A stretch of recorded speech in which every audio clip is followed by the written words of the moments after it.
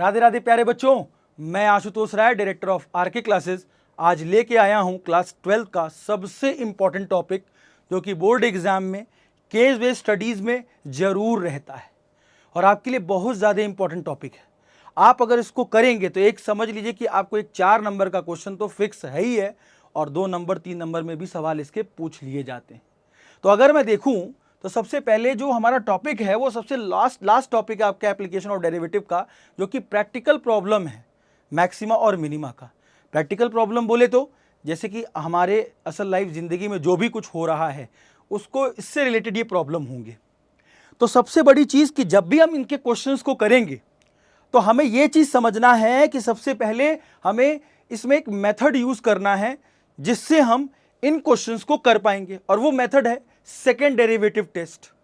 Second derivative test का use करके सबसे पहले अगर हम देखें तो अगर हम सेकेंड डेरिवेटिव टेस्ट का यूज़ करें तो सेकेंड डेरिवेटिव टेस्ट है क्या सर? सबसे बड़ी चीज़ तो ये है। अगर मैं सेकेंड डेरिवेटिव टेस्ट की बात करूं तो इसमें 2-3 स्टेप्स होते हैं जिनको फॉलो करते हुए हम लोग जब भी इसमें क्वेश्चन करेंगे तो सेकेंड डेरिवेटिव टेस्ट का ये यूज़ करेंगे कि क्वेश्चन को कैसे करना है। तो अगर सेकेंड डेरिवेटिव टेस्ट की मैं बात करूं बेटा, तो सबसे पहली चीज आप समझिएगा, कोई फंक्शन होगा, उस फंक्शन में भाई ऑब्वियस सी बात है क्वेश्चन होगा वर्ड प्रॉब्लम टाइप्स का, उसमें पहले आपको फंक्शन को बनाना है। मान लिया कि स्टेप 1 में हमने फंक्शन fx बना लिया। अब स्टेप 1 में फंक्शन fx हमने बना लिया, जैसा भी कंडीशन है उसके हिसाब से, तो स्टेप 1 हो गया। अब बात करते हैं सर स्टेप 2 की। स्टेप 2 में सबसे पहले हम क्या करेंगे कि जो भी फंक्शन है उसको पहले हमें डिफरेंशिएट करना पड़ेगा विथ रिस्पेक्ट टू एक्स। क्यों? क्योंकि अगर हम किसी भी फंक्शन का मैक्सिमा और मिनिमा निकालना है, किसी भी फंक्शन में सबसे टॉप पॉइंट, किसी भी फंक्शन का सबसे मिनिमम पॉइंट अगर निकालना है तो सबसे पहले हमें सेकेंड डेरिवेटिव टेस्ट में फर्स्ट ऑर्डर डेरिवेटिव निकालना पड़ेगा, मतलब dy/dx करना पड़ेगा। अब अगर हमने f' निकाल लिया तो उसी स्टेप 2 में हम f' को 0 के बराबर कर देंगे। अब f' को 0 के बराबर करने का क्या मतलब है सर? f' को 0 के बराबर करने का यह मतलब है कि कभी आप किसी भी फंक्शन का आप ग्राफ बनाओ और ग्राफ बनाते हुए देखो कि अगर मैंने कहा सर मान लो एक sin x का ग्राफ बना लिया, अब मुझे यह समझना है कि सर sin x के ग्राफ में जो मैक्सिमा पॉइंट है और मिनिमा पॉइंट है वो कहां आ रहा है। तो देखो सर, तो मुझे तो ऐसा मतलब मैं अगर मुझे ये सेकंड ऑर्डर डेरिवेटिव टेस्ट के बारे में नहीं पता तो मैं अगर देखूं तो मैं कहूंगा सर मैक्सिमा पॉइंट तो ये है, मिनिमम पॉइंट ये है, भाई सबसे ज्यादा से ज्यादा पॉइंट ये आ रहा है और सबसे मिनिमम ये आ रहा है। आप देख रहे हैं कि जब भी हम यहां पर जो मैक्सिमा पॉइंट अगर एक टेंजेंट ड्रॉ करें, और टेंजेंट का मतलब होता है सर dy/dx, और टेंजेंट ड्रॉ करें तो देखिए सर सबसे मैक्सिमा पॉइंट हमारा ये है, और उस मैक्सिमा पॉइंट पे हम देख रहे हैं कि ये टेंजेंट किसके पैरेलल है सर? एक्स एक्सिस के। और एक्स एक्सिस के अगर टेंजेंट पैरेलल हो जाए सर तो उस समय dy/dx हमेशा 0 के बराबर होता है। अच्छा, मतलब ये कारण है कि कभी भी हम f' को 0 के बराबर क्यों करते हैं, यह क्वेश्चन अराइज होना चाहिए। क्यों? क्योंकि अगर हम 0 के बराबर करेंगे उस समय टेंजेंट मैक्सिमा या मिनिमा पॉइंट पे किसी भी कर्व का हमेशा पैरेलल टू एक्स एक्सिस होगा, और पैरेलल टू एक्स एक्सिस होगा तो मतलब dy/dx उसका 0 होगा। क्या बात सबको समझ में आ गई होगी? अब देखा जाए तो अगर f' को 0 के बराबर किया तो x की कुछ वैल्यूज मिलेगी, x का कुछ क्रिटिकल पॉइंट मिलेगा। मान लिया हमने सर C1 और C2 और C3 कुछ 3 पॉइंट्स निकले इसको सॉल्व करने के बाद। तो अब हम स्टेप 3 में पहुंचते हैं बेटा। स्टेप 3 में क्या होगा, बहुत ध्यान से देखिएगा। जब भी हम स्टेप 3 की बात करेंगे तो बहुत ध्यान से देखना, स्टेप 3 में हम वो जो वैल्यूज है वो पुट करेंगे किसमें? f'' में। अच्छा सर, मतलब सेकेंड ऑर्डर डेरिवेटिव भी करना है? हाँ सर, मतलब सेकेंड ऑर्डर डेरिवेटिव तक हमें पहुंचना है, तभी इसका नाम सेकेंड ऑर्डर डेरिवेटिव टेस्ट है। तो अगर मैं बात करूं सर f'' की, तो f'' में जब मैं x की जगह पे मान लो C1 रखता हूं सर, अगर C1 रखता हूं सर, तो मान लिया कि जो भी f'' आया होगा, जो x = C1 f' से आया होगा, अगर मैं f'' में रखूं, अगर उसकी वैल्यू लेस देन 0 आई, एक तो यह कंडीशन हो सकती है। एक कंडीशन हो सकती है सर कि f'' के x की वैल्यू में अगर मैं C2 की वैल्यू रखता हूं, अगर वो 0 से बड़ा आया, तो एक तो यह कंडीशन हो सकता है। तीसरी कंडीशन क्या होगी sir, F double dash x में अगर मैंने x is equal to C3 रखा, अगर वो इक्वल टू 0 आता है, यही 3 पॉसिबल केसेस बन सकते हैं, या तो लेस देन 0, या तो ग्रेटर देन 0, या तो इक्वल टू 0। अब सर अगर लेस देन 0 की बात आई तो लेस देन 0 में हम करेंगे क्या सर? आप देखो सेकेंड ऑर्डर डेरिवेटिव टेस्ट में x is equal to C1 रखने पर अगर वैल्यू लेस देन 0 आई तो x is equal to C1 बेटा पॉइंट ऑफ मैक्सिमा कहलाएगा। हमेशा उल्टा होता है, तो x is equal to C1 जो होगा सर वो क्या कहलाएगा? Point of maxima. क्या कहलाएगा बेटा? Point of maxima. अच्छा सर, ये हुआ बात कि मतलब x is equal to C1 point of maxima होगा। क्यों? क्योंकि सर लेस देन 0 आ रहा है। हमेशा याद रखना यहां सारे केसेस उल्टे चलते हैं। हमें लगा लेस देन 0, हमने कह दिया पॉइंट ऑफ मिनिमा, ये गलत हो जाएगा। अब सर अगर देखा जाए एफ डबल डैश एक्स की जगह पे अगर मैंने x की जगह C2 रख दिया और अगर 0 से बड़ा आता है सर तो x is equal to C2 जो होगा ना बेटा वो होगा पॉइंट ऑफ मिनिमा। अच्छा सर, वो मिनिमा पॉइंट होगा। जैसे कि मैंने अभी एक छोटा सा ग्राफ आपको बताया साइन एक्स का, तो ये मैक्सिमा पॉइंट है और ये मिनिमा पॉइंट है। तो इस प्रोसेस से हम मिनिमा और मैक्सिमा पॉइंट निकाल पाएंगे। सर अगर 0 आ गया तब? Sir x is equal to C3 अगर 0 आ गया एफ डबल डैश एक्स रखने पर तो बेटा ना तो मैक्सिमा ना तो मिनिमा, मतलब पॉइंट ऑफ इन्फ्लेक्शन। मतलब कोई पॉइंट में मतलब ये वैल्यू रखने पर ना तो मैक्सिमा आया ना तो मिनिमा आया, मतलब क्या आया sir? Point of inflection, neither maxima nor minima. क्या बात सबको समझ में आई? मतलब x is equal to C3 is point of inflection. और पॉइंट ऑफ इन्फ्लेक्शन का क्या मतलब है सर? पॉइंट ऑफ इन्फ्लेक्शन का मतलब है सर कि जो फंक्शन है वो तो नाइदर मैक्सिमम है या नॉर मिनिमा है, मतलब नाइदर मैक्सिमा नॉर मिनिमा। अब मेरी बात पे गौर करिएगा, मैंने कहा सर मैक्सिमा मिनिमा की बात कर रहा हूं सर, तो सर अगर मैक्सिमा मिनिमा की बात कर रहा हूं तो मैक्सिमा मतलब पॉइंट है और मैक्सिमम वैल्यू अलग है। मतलब sir x is equal to C1 आप कह रहे हो कि पॉइंट ऑफ मैक्सिमा है तो मैक्सिमम वैल्यू क्या होगी? बेटा यही तो फर्क है।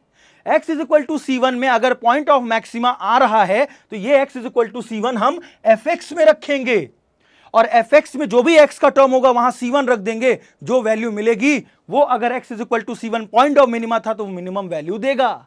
अच्छा सर, कई बच्चे गलती क्या करते हैं बेटा, x is equal to C1 में हम जो भी वैल्यू आएगी हम एफ डैश एक्स में रखने लगते हैं। नहीं बेटा, ऐसा करना ही नहीं है। फंक्शन में रखना है, जो मेन फंक्शन आप बनाओगे उसमें रखोगे तो फंक्शन हमेशा मिनिमम वैल्यू देगा अगर पॉइंट ऑफ मिनिमा है, मैक्सिमम वैल्यू देगा जब पॉइंट ऑफ मैक्सिमा रखोगे। और अगर ये sir x is equal to C3 का क्या करूं सर? रखूंगा? अरे सर रखना ही नहीं है, वहीं प्रोसेस रुक जाएगा। हम कहेंगे sir neither maxima nor minima, जब कोई पॉइंट ही नहीं मिला तो फंक्शन में रखने की कोई बात बनती ही नहीं। तो ये हमारा सेकेंड ऑर्डर डेरिवेटिव टेस्ट है बेटा। मुझे उम्मीद है कि आप लोगों को आया होगा। यही प्रोसेस में हम लोग कुछ वर्ड प्रॉब्लम करेंगे, जो कि आप समझो कि मैं आपको वर्ड प्रॉब्लम टाइप में पढ़ा रहा हूं, लेकिन ये केस बेस्ड स्टडी करके आपके बोर्ड एग्जाम में आएगा जरूर। तो अब सबसे जरूरी चीज सर, केस बेस्ड स्टडी में फर्क क्या हो जाता है? कुछ नहीं फर्क होता। अगर आपने ऐसे क्वेश्चन प्रैक्टिकल प्रॉब्लम के लगाए हैं तो केस बेस्ड स्टडी में बस क्या होता है, उसको पार्ट वाइज करके पैरा में क्वेश्चन दे देते हैं और वही आपको एग्जाम में करना होता है।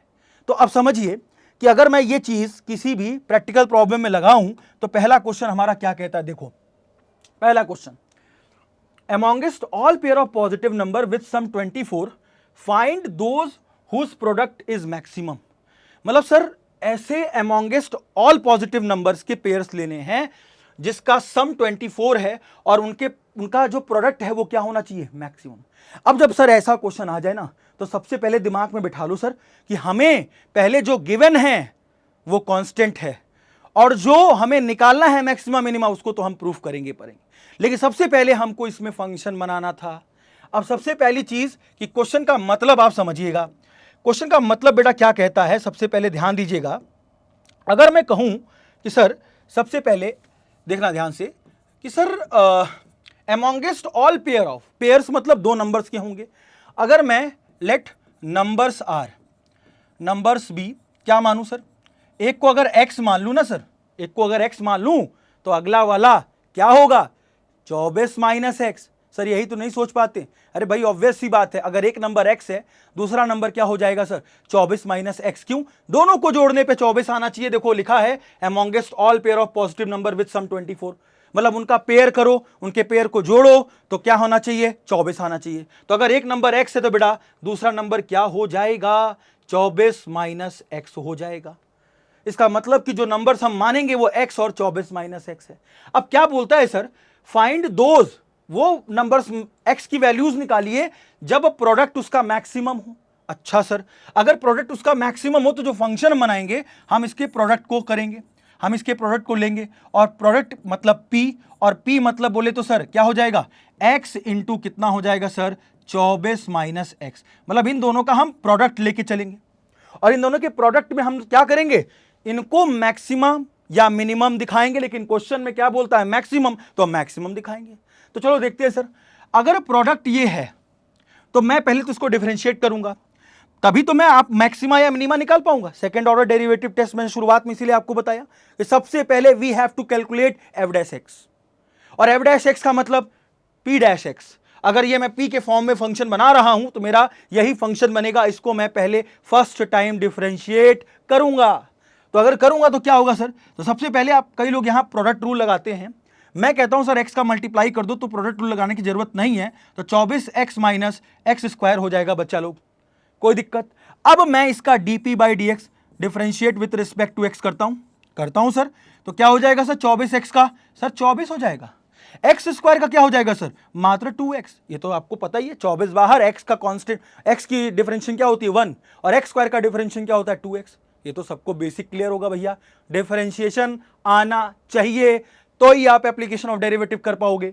तो सबसे पहली चीज अब क्या है सर, कि मुझे प्रोडक्ट मैक्सिमम दिखाना है, तो मैक्सिमा पॉइंट तो चाहिए, और मैक्सिमा पॉइंट x की वैल्यू से निकलने वाला है। तो मैंने बताया फॉर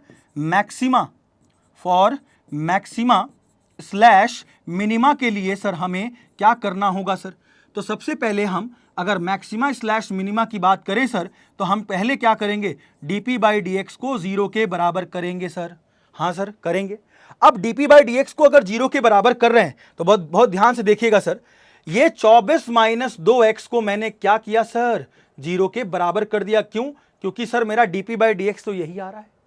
अब मैंने 24 माइनस एक्स को 0 के बराबर किया तो 24 इज इक्वल टू उधर क्या 2x हो जाएगा, और 2 12 24। आप देखो sir x is equal to 12 आ गया सर, एक नंबर 12 तो आ गया, तो अगला नंबर भी क्या 12 ही होगा, क्योंकि अगर यहां x की जगह हम 12 रख देंगे। लेकिन मैक्सिमम होना चाहिए, और मैक्सिमम के लिए सबसे पहले बेटा हमें इस वाले फंक्शन जो कि इक्वेशन नंबर ए मान लें, हमें अगेन डिफरेंशिएट करना पड़ेगा according to second order derivative.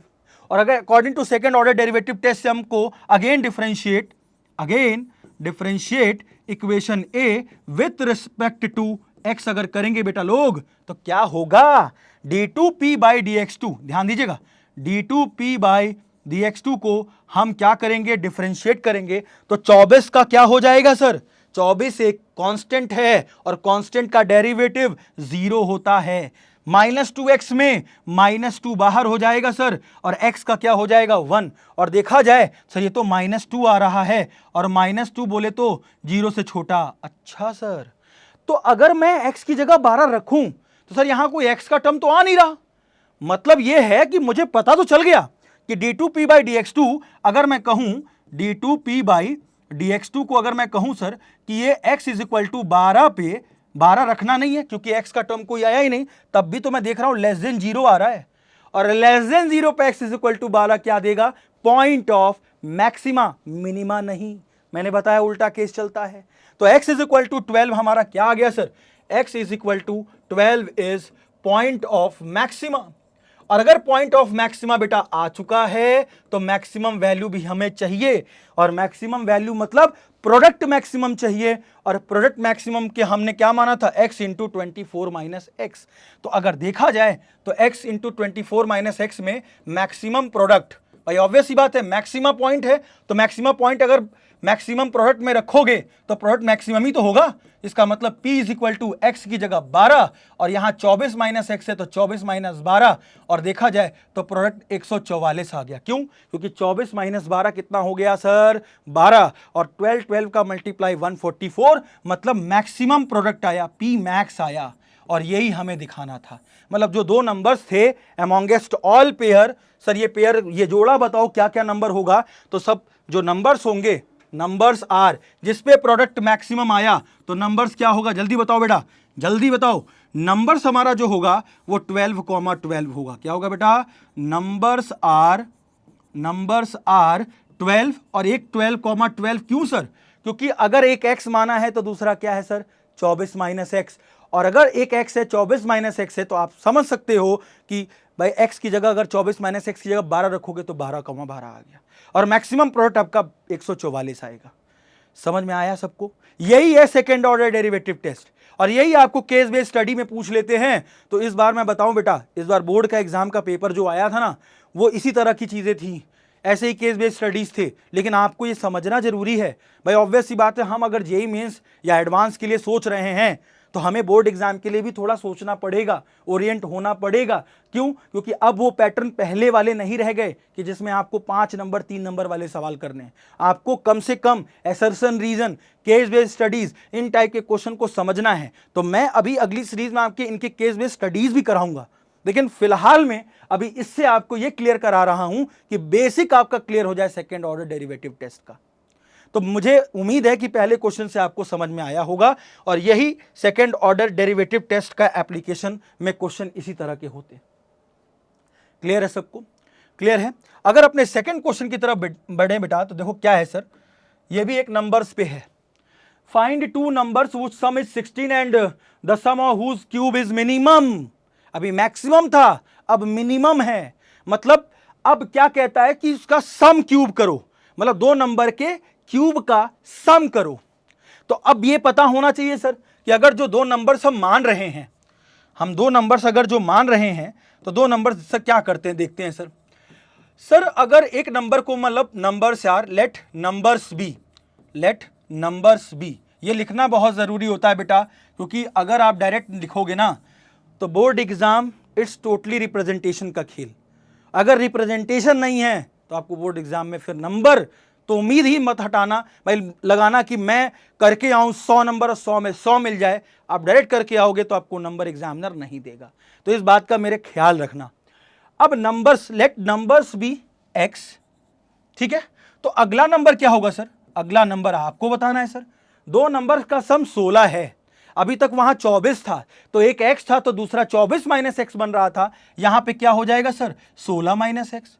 हाँ सर, मतलब x और दूसरा नंबर 16 माइनस एक्स। कैसे? x और 16 माइनस एक्स को जोड़ो, x से x कट जाएगा, 16 बचेगा। मतलब अगर एक नंबर x है, दूसरा नंबर 16 माइनस एक्स है, उन दोनों को जोड़ा तो क्या सम आया, 16। क्या बात सबको समझ में आती है? अब अगर ये दो नंबर्स हैं सर, तो बताता है सम ऑफ क्यूब। तो सर सम ऑफ क्यूब का मतलब, अगर मैं किसी फंक्शन को उसी को अगर फंक्शन fx मान लूं और मैं कहूं सर इसका सम ऑफ क्यूब करना है, सम ऑफ क्यूब मतलब दोनों नंबर्स का सम ऑफ क्यूब, तो x cube plus 16 minus x का होल क्यूब करना है सर। इसका सम का क्यूब को मिनिमा दिखाना है, और मैंने इसको fx फंक्शन मान लिया। होता नहीं कि स्टेप 1 में पहले हमें फंक्शन ही बनाना है, तो फंक्शन हमने बना लिया।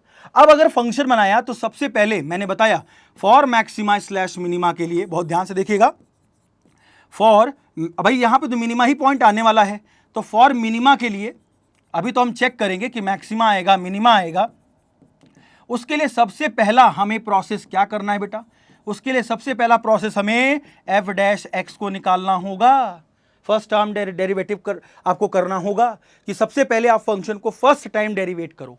फर्स्ट टाइम डेरिवेट करोगे तो एक्स क्यूब का डिफरेंशिएशन बेटा 3x स्क्वायर होता है, इसका भी डिफरेंशिएशन करोगे तो 3 पहले पावर उतरेगी और 16 माइनस एक्स का होल स्क्वायर होगा बेटा। और अंदर वाले का जब करोगे, भाई इसमें कंपोजिट फंक्शन है तो चेन रूल लग जाएगा, और 16 का कितना हो जाएगा बेटा 0, और x का कितना हो जाएगा -1। यहां देखिए आप, अब यहां पे जब एफ डैश एक्स को आप सॉल्व करेंगे बेटा तो क्या होगा सर, 3x स्क्वायर तो है ही है, प्लस माइनस, ये देखो -1 बचा तो प्लस माइनस माइनस हो जाएगा, 3 इंटू 16 माइनस एक्स का होल स्क्वायर हो जाएगा। और यहां से अपन लोग x निकालने की कोशिश करेंगे जो कि होल स्क्वायर में बना है, तो हम इसको होल स्क्वायर को ब्रेक करेंगे, ब्रेक करने के बाद कुछ क्वाड्रेटिक बने, और क्वाड्रेटिक बनने के बाद हम इसको सॉल्व कर सकते हैं। तो अगर मैं एफ डैश एक्स को 0 के बराबर करता हूं, किसके बराबर करता हूं सर? एफ डैश एक्स को अगर 0 के बराबर करता हूं तभी मुझे मैक्सिमा या स्लैश मिनिमा वाला एक्स की वैल्यूज जो क्रिटिकल पॉइंट्स हैं वो मिलेंगे, तभी हम चेक कर पाएंगे कि सर फंक्शन मैक्सिमम होगा या मिनिमम होगा।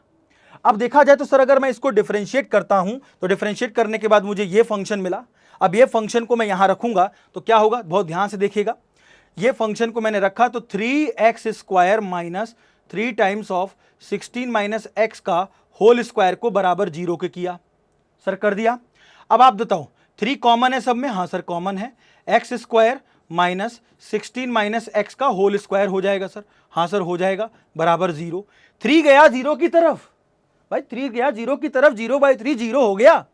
अब अगर मैं बात करूं सर इसको सॉल्व करना है अपन लोगों को, तो अगर देखा जाए तो सर ये कुछ a square minus b square जैसा फील दे रहा है, देखो ना। तो अगर मैं करूं सर तो a माइनस बी मतलब 16 माइनस एक्स, एक तो ये फंक्शन हो गया, और एक क्या होता है a प्लस बी, तो x प्लस 16 माइनस एक्स होता है। हाँ सर बात तो सही कह रहे हो sir, a square minus b square type का दिख रहा था। अब मैं अगर सर सॉल्व करता हूं तो यहां पे देखो ना, x से x कट गया, देखो यहां पे x से x यहां पर क्या हो गया सर, कट गया सर, यहां केवल 16 बच रहा है। यहां पे क्या होगा सर, x माइनस 16 और माइनस माइनस ब्रैकेट ऑन, जान लो ब्रैकेट लगाना इधर उधर भूलना नहीं, यही सबसे बड़ी गलती होती है, फिर हमें लगता है फंस जाते हैं हम क्वेश्चन में। तो क्या होगा सर, यहां पे माइनस माइनस प्लस x हो जाएगा, और यहां पर देखा जाए तो ये तो केवल क्या बच रहा है 16, और 16 बराबर 0, और 16 गया 0 की तरफ तो 0 हो गया। x प्लस एक्स 2x हो गया, माइनस 16 बराबर 0, तो 2x बराबर कितना आ गया सर 16, 2 8 जा 16, x की वैल्यू बेटा 8 आ गए जो अपन को चाहिए था, x की वैल्यू 8 आ गई जो हमें चाहिए था।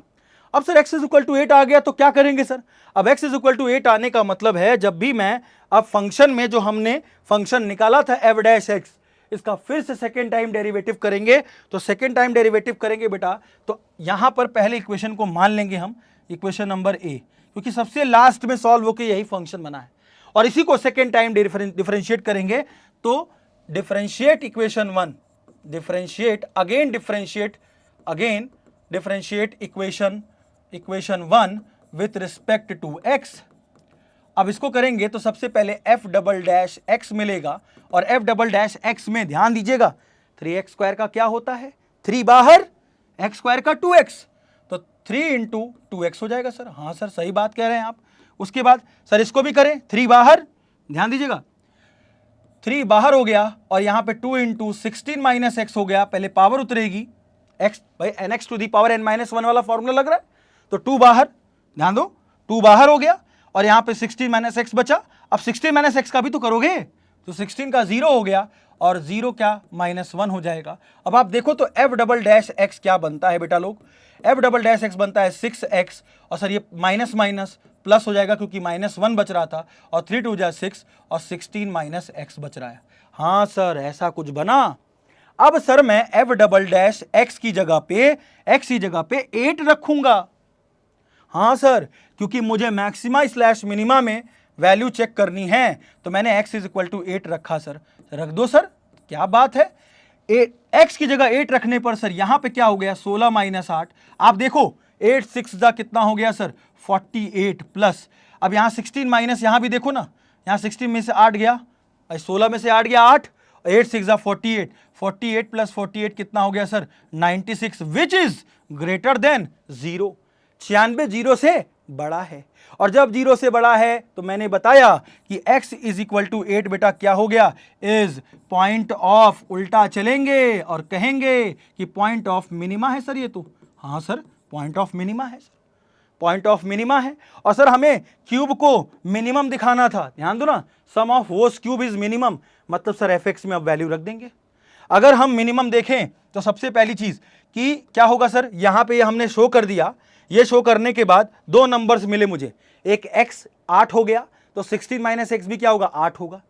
अब उसमें हम जब फंक्शन में मिनिमम फंक्शन fx की जगह f8 रखेंगे तो ये मिनिमम वैल्यू होगा, क्या होगा सर मिनिमम, कम से कम वैल्यू होगी सर मिनिमम वैल्यू, और मिनिमम वैल्यू क्या होगी सर, जहां वैल्यू आपको रखना है वहां रखते हैं हम लोग सर, x क्यूब में x की जगह पे हम 8 का क्यूब रख देंगे, प्लस 16 माइनस 8 का क्यूब रख देंगे, और देखा जाए तो भाई 8 का क्यूब जो भी आएगा आप इसको सॉल्व करेंगे तो जो भी आपका आंसर आएगा ये 8 का क्यूब हो जाएगा, और यहाँ भी 8 का क्यूब प्लस 8 का क्यूब जो भी आपका सॉल्व होगा, जो भी आंसर आएगा सॉल्व करके जो भी आप कर लेना, 8 का क्यूब अपना जो भी हो। अब उसके बाद जो भी सॉल्व करके आंसर आएगा वही मिनिमम वैल्यू होगा, वही मिनिमम वैल्यू होगा। और नंबर्स क्या क्या हो जाएंगे, नंबर्स आर, तो नंबर्स आर क्या होंगे सर, एक एक्स था तो 8 हो गया, एंड दूसरा नंबर क्या हो जाएगा सर, एंड दूसरा नंबर भी 8 ही हो जाएगा, क्योंकि एक x माना था तो दूसरा क्या माना था सर, 16 माइनस एक्स, तो यहाँ पे x की जगह पे 8 रखोगे तो 8,8 आएगा। ये ऐसे दो पेयर्स होंगे, दो नंबर्स होंगे जिनका सम 16 है और उनका sum of whose cube is minimum आएगा। क्या बात सबको समझ में आई? ये दो क्वेश्चन नंबर्स के बेसिस पर थे, और नंबर्स के बेसिस पर भी कई सवाल आते हैं बोर्ड एग्जाम में। इसमें हमने सेकेंड डेरिवेटिव का एप्लीकेशन लगाया बेटा। तो ये आपको समझना है कि क्वेश्चन का अप्रोच कहां से चालू करें और किस तरह से क्वेश्चन को अटेम्प्ट करके हम आंसर निकालें। चलिए बढ़ते हैं अपने अगले क्वेश्चन की तरफ। अपना अगला क्वेश्चन देखते हैं क्या है सर। अपना अगला क्वेश्चन है सर, देखिए रेक्टेंगल के ऊपर है सर। ये अभी तक तो नंबर्स पे हमने क्वेश्चन को किया, अब सर रेक्टेंगल के ऊपर है। कहता है sir, show that all the rectangle of a given area the square has the smallest parameter. Given area है तो मतलब एरिया कांस्टेंट हो गया, एरिया फिक्स्ड हो गया। तो कहता है कि सर पेरीमीटर को मिनिमम दिखाओ। लेकिन याद रखो उस समय जब पेरीमीटर मिनिमम हुआ उस समय वो रेक्टेंगल स्क्वायर बन चुका था। मतलब x और y अगर आप लेंथ ब्रेथ मानेंगे तो x हमेशा y के बराबर होना चाहिए, आएगा तभी उसका पेरीमीटर स्मॉलेस्ट होगा, और तब वो रेक्टेंगल अब क्या बन चुका होगा, स्क्वायर बन चुका होगा। ये है पूरे क्वेश्चन का मतलब। तो सबसे पहले अगर मैं क्वेश्चन को करूं तो ध्यान दीजिएगा बेटा, सबसे पहले let capital A be fixed area मान लो जो कि कांस्टेंट है। ऑब्वियस सी बात है, जो चीज गिवन है वो कांस्टेंट है। अब अगर मैं कहूं तो एरिया और लेंथ ब्रेथ क्या मान लेते हैं, लेंथ को बेटा हम मान लेते हैं क्या, लेंथ भी x और एंड ब्रेथ भी y। जो रेक्टेंगल का लेंथ होगा और जो ब्रेथ होगा उसको x और y भी मान लेते हैं। अब सर अगर ब्रेथ को मान लिया y, लेंथ को मान लिया x, तो अब क्या होगा सर, मुझे पता है एरिया ऑफ रेक्टेंगल क्या होता है सर, एरिया ऑफ रेक्टेंगल होता है length into breadth x into y हो जाएगा। लेंथ x हो गया, ब्रेथ y हो गया। अब देखा जाए तो मैं क्या यहां से x को a अपॉन वाई कह सकता हूं सर। x को y के टर्म्स में क्यों बना रहे हो, अभी आगे काम आने वाला है सर। अभी मैंने ये एक एक्सप्रेशन बना लिया, ये मैं कहीं यूज करूंगा, बस ये मानूंगा कि y घटे बढ़ेगा लेकिन एरिया घटे बढ़ेगा नहीं है क्योंकि फिक्स्ड है वो। अब कह रहा सर पेरीमीटर को स्मॉलेस्ट दिखाओ, तो पेरीमीटर रेक्टेंगल का क्या होता है, किसी भी रेक्टेंगल का पेरीमीटर क्या होता है बेटा, सबको पता होगा। अब 12वीं में आके ये कह दो कि सर मुझे पेरीमीटर और रेक्टेंगल नहीं पता, तो 12वीं में क्यों हो बेटा, बहुत ध्यान से देखना। 2 इंटू लेंथ प्लस ब्रेथ मतलब x प्लस वाई होता है सर। हाँ sir 2 into length plus breadth. अब मैंने क्या किया सर, इसमें कंफ्यूजन बढ़ी सर। पेरीमीटर में किसी भी रेक्टेंगल के जो मिनिमा दिखाना है हमको, उसमें x भी आ रहा है y भी आ रहा है। सर किसके रिस्पेक्ट में डिफरेंशिएट करूं, सबसे भारी कंफ्यूजन यहां होगी, क्योंकि x भी घटेगा बढ़ेगा और y भी घटेगा बढ़ेगा, क्योंकि दोनों वेरिएबल हैं। इसीलिए मैंने यहां x को y के टर्म्स से बनाया था, या y को x के टर्म्स से बना सकते हैं हम लोग। अगर हम देखें तो यहाँ पे ये कह सकते हैं सर यहाँ y आ जाएगा और यहाँ पे x, अगर आप y के टर्म्स में बनाते तो कोई फर्क नहीं पड़ता। अच्छा, इसका मतलब सर वो वैल्यू उठाकर y की जगह हम a अपॉन एक्स रख देंगे। क्या रख देंगे सर, a अपॉन एक्स कर देंगे सर। अच्छा ये बात है सर। तो अब मेरे पास perimeter x plus a by x और 2 कॉमन में बचेगा। अब for maxima slash minima, for maxima slash minima के लिए सबसे पहले हमें क्या करना होगा सर, फर्स्ट टाइम डिफरेंशिएट। और फर्स्ट टाइम डिफरेंशिएट मतलब dp by dx। Sir x के रिस्पेक्ट में डिफरेंशिएट करना होगा क्योंकि x ही वेरिएबल दिख रहा है। अब अगर मैं x को डिफरेंशिएट कर रहा हूं x के रिस्पेक्ट में, तो 2 तो बाहर हो गया सर, x का क्या होगा 1, x का क्या होगा सर 1, और सर एरिया तो कांस्टेंट है वो बाहर हो जाएगा, एरिया कांस्टेंट है तो 1 अपॉन एक्स बचा सर। क्या बचा sir, a into 1 upon x लिख सकते हैं इसको, तो एरिया बाहर और 1 अपॉन एक्स का डिफरेंशिएशन 1 अपॉन एक्स का डिफरेंशिएशन बेटा याद कर लो, आपके लिए बड़ी आसानी हो जाएगी, -1 अपॉन एक्स स्क्वायर होता है। इसको तो एकदम याद कर ही लो। क्यों? क्योंकि ऑब्वियस ही बात है, बच्चों की तरह x की पावर -1 लेके जाओगे, फिर x की पावर n का डिफरेंशिएशन लगाओगे, जिसको आप nx की पावर n-1 बोलोगे। तो इतना करने से अच्छा है कि आप सीधा सीधा 1/x का डिफरेंशिएशन -1/x² कर लो। अब अगर इतना कर ले गए सर तो dp/dx, तो dp/dx ही रहेगा। यहां देखो ना, तो क्या बचा, 1 ± a अपॉन x² आया। और अब हम dp/dx को किसके बराबर कर देंगे सर, 0 के बराबर कर देंगे। तो मैं देखूंगा 2 times of 1 minus a upon x² आएगा, जो कि 0 के बराबर होगा। 2 गया 0 की तरफ, तो देखा जाए तो क्या बचा सर यहां पर। अब यहां पर जो कहानी बच रही है सर, यहीं से कहानी की शुरुआत करनी है। यहां पर देखा जाए तो 1 माइनस a अपॉन x² केवल 0 के बराबर होगा। और देखा जाए तो ये माइनस वाला टर्म उधर गया, तो 1 इज इक्वल टू प्लस में a अपॉन x² हो गया, और x² उधर चला जाएगा तो बराबर a। और देखा जाए तो x क्या आया सर, √a। ये है सर, ये है कहानी। और अगर x √a आया है और अगर y √a आ जाए तो समझ लो कि पेरीमीटर मिनिमम होते ही रेक्टेंगल का वो स्क्वायर बन गया, क्योंकि x y के बराबर आ गया। लेकिन अभी पेरीमीटर मिनिमम लाना है, वो कैसे लाया जाए, तो उसके लिए सेकेंड ऑर्डर डेरिवेटिव टेस्ट करना होगा इसको देखकर। तो अगर मैं इसको इक्वेशन a मान लेता हूं तो फिर मैं लिखूंगा क्या सर, अगेन डिफरेंशिएट, ठीक है, equation a with respect to x। ये बहुत जरूरी है लिखना। तो क्या होगा sir, d2p upon dx², second order derivative में 2 देखो ना, 2 कांस्टेंट है, वो बाहर हो जाएगा, 1 का हो जाएगा 0। और बताइया यहां पर a है, यहां पे क्या है, a 1/x² है, क्या है, 1/x²। तो 1/x² का डिफरेंशिएशन क्या होता है सर, अगर मैं देखूं तो सर x की पावर 1/x² का मतलब क्या हुआ सर, x की पावर -2, और x की पावर -2 का डिफरेंशिएशन -2 x की पावर -2 -1। ये देखा जाए तो x की पावर 3 हुआ, तो -2 अपॉन नीचे क्या आ जाएगा सर, x³ पॉजिटिव में आ जाएगा, क्योंकि ऊपर x की पावर -3 लिखा है।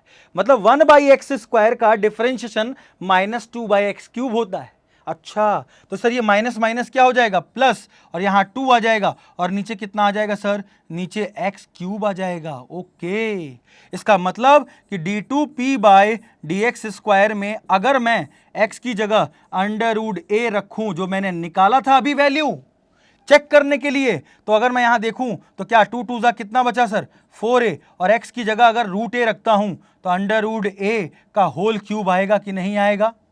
और एरिया पॉजिटिव, तो सब पॉजिटिव आ गया, देखो ना कहीं माइनस का साइन नहीं आ रहा है। मतलब सर ये जो क्वांटिटी आने वाली है वो 0 से बड़ी आने वाली है, और अगर 0 से बड़ी आने वाली है मतलब पॉजिटिव। पॉजिटिव बोले तो यहां उल्टा चलते हैं, तो पॉइंट ऑफ मिनिमा हो जाएगा। क्या हो जाएगा सर, पॉइंट ऑफ मिनिमा। इसका मतलब sir x is equal to √a जो है ना, x is equal to √a, या क्या है ये पॉइंट ऑफ मिनिमा है, ये पॉइंट ऑफ मिनिमा है। याद रखिएगा, when perimeter is minimum, when perimeter is minimum. इसका मतलब कि जो पेरीमीटर है ऑफ रेक्टेंगल इज मिनिमम। और sir perimeter of rectangle is minimum होते ही क्या हुआ सर, मिनिमम होते ही क्या हुआ सर, हुआ बहुत कुछ। देखते हैं सर, y क्या होगा, y क्या आएगा सर, क्या x y के बराबर हो जाएगा, देखते हैं, चेक करते हैं सर। हमारा y x के टर्म में क्या आ रहा था, इसको तो मैं मिटा दूं, इसको तो मैंने आपको समझाया, कोई दिक्कत नहीं है। अब यहां पर हमारा x y के टर्म में देखो y बराबर a अपॉन √x आ रहा है। इसका मतलब कि अगर मैं y की जगह पे रखता हूं सर a अपॉन x, और x की जगह पे मैं क्या रखता हूं सर, √a। अब देखा जाए सर तो √a को मैं रैशनलाइज कर दूं, ऑब्वियस सी बात है, जब भी नीचे रूट आता तो हम रैशनलाइजेशन कर देते हैं। और देखा जाए तो क्या है, √a इंटू √a क्या हो जाएगा बेटा, वो तो देखा जाए तो √a इंटू √a सर नीचे वाला तो a हो जाएगा, और a से a कैंसिल। अरे सर ये तो मजा आ गया, y जो है वो √a के बराबर आ गया, और x भी √a के बराबर था। अच्छा, मतलब सर यहां पर जब फाइनल आंसर कोट करेंगे तो क्या बताएंगे कि when perimeter is minimum, when perimeter, ठीक है, of rectangle, of rectangle is minimum, ठीक है, जब मिनिमम था, ठीक है, then x is equal to y is equal to root a, ठीक है। उस समय हमेशा याद रखना कि जब पेरीमीटर मिनिमम हुआ उस समय जो रेक्टेंगल था, रेक्टेंगल इज स्क्वायर हो गया, रेक्टेंगल इज स्क्वायर। बहुत ध्यान से देखिएगा। सर स्क्वायर कैसे, क्यों बार बार स्क्वायर बोल दे रहे हो? अरे लेंथ ब्रेथ अगर अलग अलग होती है तो आपने लेंथ ब्रेथ को ही तो बराबर कर दिया। और किसी भी स्क्वायर की प्रॉपर्टी क्या होती है सर? लेंथ का ब्रेथ के बराबर हो जाना। तो ये कॉन्सेप्ट था क्वेश्चन में, और क्वेश्चन का लिंकअप आपको समझना है कि किस क्वेश्चन का किस तरीके से लिंकेज है और कैसे हम शुरुआत करेंगे। ये है आपका कि सोचो एरिया फिक्स था, एरिया आपने लिया रेक्टेंगल का एरिया लेने के बाद आपने x और y को x के टर्म में करा और पेरीमीटर को आपने रेक्टेंगल के लिया और उसमें एरिया को, जो भी एरिया था उसको पूरी तरह से x या y के टर्म में बनाकर डिफरेंशिएट करके जब चेक किया तो x रूट ए आ रहा था, और जब उसका सेकेंड ऑर्डर डेरिवेटिव टेस्ट किया तो उसमें ये पॉजिटिव आ रहा था, 0 greater than 0, x is equal to root a पर। और मैंने देखा जब मैंने x की जगह x की वैल्यू y की जगह पे रखा तो दोनों बराबर आ रहा है। मतलब जब जब पेरीमीटर मिनिमम होगा तब तब रेक्टेंगल, जो भी होगा रेक्टेंगल, वो हमेशा किसके बराबर हो जाएगा? स्क्वायर के बराबर हो जाएगा। किसके बराबर हो जाएगा सर? स्क्वायर के बराबर हो जाएगा। ये है क्वेश्चन का कॉन्सेप्ट। अब यही क्वेश्चन तोड़ मरोड़ के आपको केस बेस्ड स्टडी में दे देंगे। क्या बात सबको समझ में आई? सबको समझ में आई? ये इस तरह के क्वेश्चंस अभी हम आगे बहुत करने वाले हैं, और कम से कम 3 से 4 पीपीटी में मैं आप इसको ये सारे क्वेश्चंस आपको दूंगा, ठीक है। अभी तो फिलहाल में अभी ये 3 क्वेश्चन आपको देते हैं, ठीक है। इसके आगे अब हम लेके आएंगे तो 6 से 7 क्वेश्चन इसी तरह ब्रेक कर करके, क्योंकि जब लंबी वीडियो हो जाएगी तो आपका भी इंटरेस्ट नहीं आएगा पढ़ने का। तो फिर ये होता है ना कि अरे यार अब कितना देर देखना है, इतनी देर देखना है तो फिर क्यों बैठें। क्योंकि आजकल आप लोग थोड़ा बहुत ये होता है ना कि शॉर्टकट हर चीज़ का क्राइटेरिया, क्योंकि ज़माना ऐसा आ गया है शॉर्टकट ढूंढते हो आप लोग। इसीलिए अभी मैंने आपको 3 क्वेश्चन बताया। इसके अगले पीपीटी में अगले और कुछ क्वेश्चंस लेके आएंगे 7-8, फिर उसके बाद ऐसे ही करके 3-4 पीपीटी में इसको खत्म करेंगे। क्यों? क्योंकि ये सबसे ज्यादा इंपॉर्टेंट आपके बोर्ड एग्जाम के लिए है, ठीक है। और मैं बताऊं लिटरली तो बोर्ड एग्जाम बार बार कर रहा हूं, जेईई मेंस में भी क्वेश्चन इसका आता है और ऐसा ही रहता है, इससे कुछ अलग नहीं होता। बस यही है कि हम एक पूरे कॉन्सेप्ट हमको अच्छे से आने चाहिए कि हम वहां भी सोच पाए। भाई वहां भी हमारा एक 4 नंबर का क्वेश्चन है, अगर मिला तो 4 पॉजिटिव, नहीं मिला तो -1 होगा। यही फर्क है बोर्ड एग्जाम और जेईई मेंस में बस। तो मैं आपसे यही उम्मीद करूंगा कि आप लोग मेहनत करते रहें, ठीक है। अगली पीपीटी में मिलेंगे, फिर और क्वेश्चन कराएंगे, ठीक है। तो भैया राधे राधे मेरी तरफ से, और पढ़िए, खूब मेहनत लगा के पढ़िए और बहुत आगे जाइए।